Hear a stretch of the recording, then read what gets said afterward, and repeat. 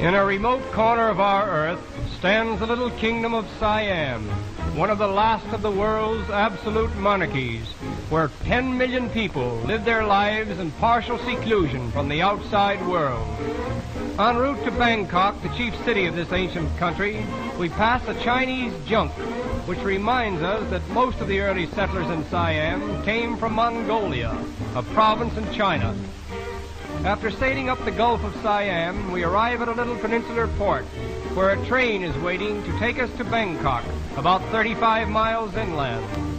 Before departing, we obtain our first bigamy as permitted, but when it occurs, the first wife is always acknowledged the head of the household. Incidentally, Siamese mothers never kiss their children, nor do husbands kiss their wives. Instead, they rub faces together. This little banquet is interrupted by the warning whistle from our train. And now we are en route to Bangkok. Except for a few railway lines, all travel in Siam is by water. The level of the land is so low, and the soil is so soft. Experiences of the courageous engineers who conquered this tropical jungle with the first railway in Siam.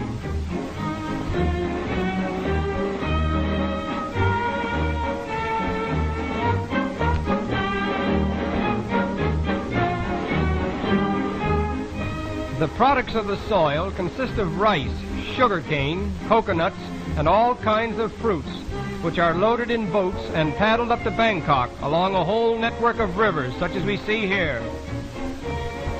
We arrive at Bangkok, the capital and chief city of Siam, covering more land area than any other city in the world except London.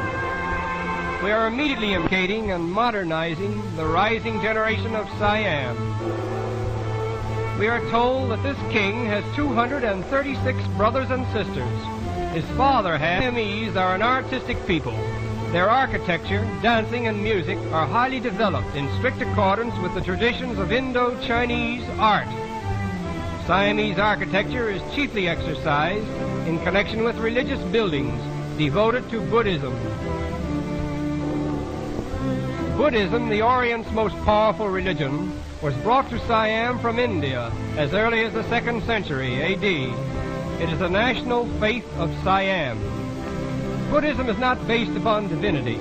When the people go into a temple and kneel before Buddha, they reverence him, but never do they forget that he was once a man, and that in time they may become even as he is. The women of Siam appear to be the most constant followers of this religion. They spend much of their time in and around the temples with their children, instilling them with the Buddhist faith. This is the temple of the Emerald Buddha, so called because of an emerald image of the great Buddha, which is lodged beneath one of its pointed domes.